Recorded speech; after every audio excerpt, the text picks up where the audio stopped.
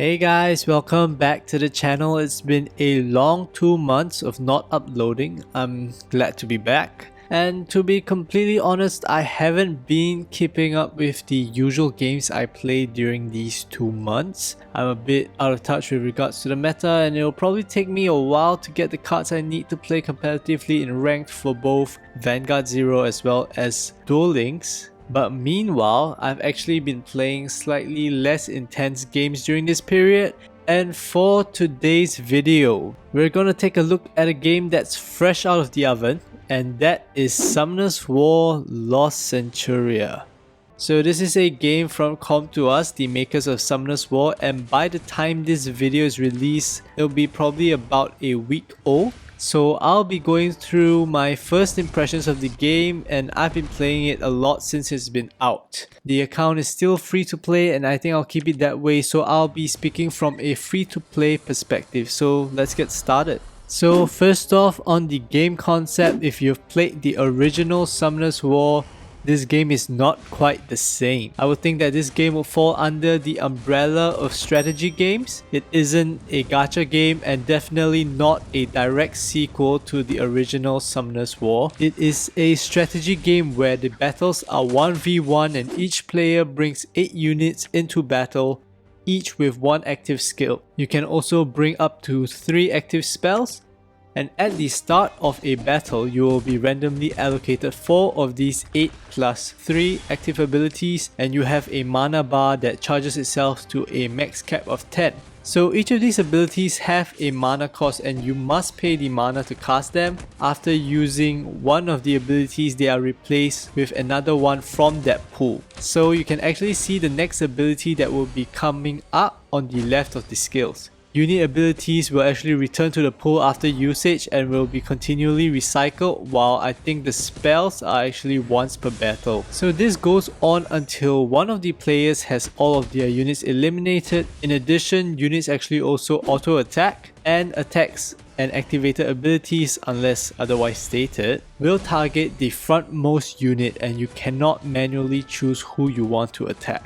So the most prominent mechanic in this game is actually counter, and that is what happens when an opponent activates an ability and you also activate ability within a short time frame after they activate it. This temporarily pauses their ability and allows your activated ability to be cast ahead of theirs. This can potentially allow you to interrupt their ability with a crowd control on the casting unit or other skill effects that might nullify their ability. However, it is important to note that countering does not mean that your unit will definitely move before your opponent's. You might actually counter, but your opponent's ability has already had the chance to land on your units, and there might be occasions where that is actually favorable for you. So that makes me think that actually the skill cap for this active manipulation of the game might be higher than on first glance. Overall, if you're familiar with strategy games, Lost Centuria actually takes a lot of these elements from different games, which will not be unfamiliar to you. Next, moving on to the graphics and character design, Lost Centuria actually uses a lot of the same units that appear in the original Summoner's War, but with a little bit more detail added to each of the character sprites. While their skills might function slightly different due to the game mechanics, they are largely in line with their theme from the original game, and I personally have no issues with the character design. I do like some more than others, but I suspect longtime players of the original game might find the detailed designs a little bit off-putting, at least at the start. Overall, the graphics are not super rendered 4K HD, but are at least a small step above the original game. Nothing too bad and nothing to rave about. I doubt it was intended to be a big selling point of the game anyways. So let's talk about the actual game modes. There's not that much if I'm honest, and they all revolve around the same battle mechanic. First, you have duel mode, where it's a 1v1 battle with a real player. You have ranked, and it has a ranked season with rewards, which lasts about a month. You also have normal battles if you want to try out new formations without risking your rank. Then you have single mode, where you have siege and wanted battles. These are the same kind of battles, but this time instead of going up against a real player, you're actually going up against a computer. It's pretty much the same though, just that so far the AIs that I've actually faced don't really care about countering you. These single player modes offer some sort of progression and rewards for you to farm. Lastly, we have the challenge mode where you are matched against real players but in a sort of fair battle, i.e. your units are all level 10 and rune effects are not applied. This usually runs for 4 days and you get rewards for every win you get before you lose 3 times. Once you have 3 losses, you're out and you have to wait for the period to end before entering the next challenge. You get rewards from each game mode that can give you mystical books or currency for you to do your summons. Summons are the main way for you to get units.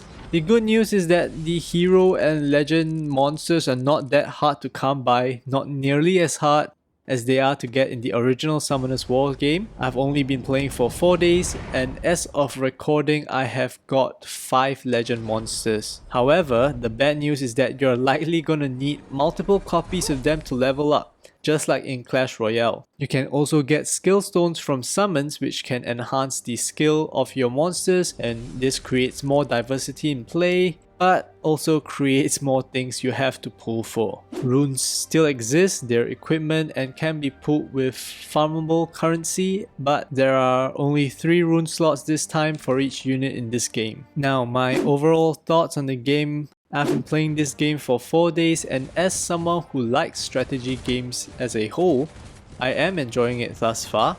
However, I'm not sure if longtime fans of the original Summoner's War will actually enjoy this game, because beyond the shared IP there is not that much in common between the two games. It will be probably better to view this as a completely new game than to treat it as any sort of extension to the original game. I think Com2uS took the same approach that a lot of game creators have taken, which is to capitalize on their brand equity while minimizing the threat of cannibalizing what they already have. It's a risk for companies to create a sequel which would cannibalize the profits from their original game and risk losing it all if their sequel is a flop. Choosing to go down this route of almost a spin-off game would be much safer and make much more sense for the franchise as a whole.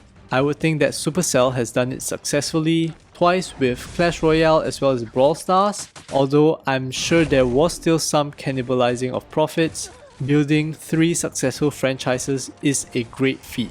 Mobile Legends Adventures is also another example. Catalyst Black, maybe not so much. And I wouldn't be surprised if more studios actually go down this path. Well, it just makes sense. More on the game mechanics are interesting, especially with the counter mechanic. However, I do see some sort of meta forming, and that might mean that the game might become a little bit boring in a short time. Although I expect them to shake up the meta with balance fixes and new units. Beyond the actual battle mechanic, I think the game is rather reminiscent of Clash Royale in terms of the system progression, leveling up your units, etc. I do think they will be able to learn from the positive and negative lessons from Clash Royale, and hopefully Com2uS will be able to more successfully chart the path of this game. Overall, I think if you're into strategy games and love the Summoner's War IP, I would say to at least try this game out for a while. However, if you're expecting a gacha game that's a direct sequel to Summoner's War, I would think this game is probably not for you. So that's it, that's my first look at Summoner's War Lost Centuria. If you've tried out the game, do let me know. Do you like it, or is it just not quite what you're looking for? Comment down below and I'll catch you on the next video. Stay safe, bye bye.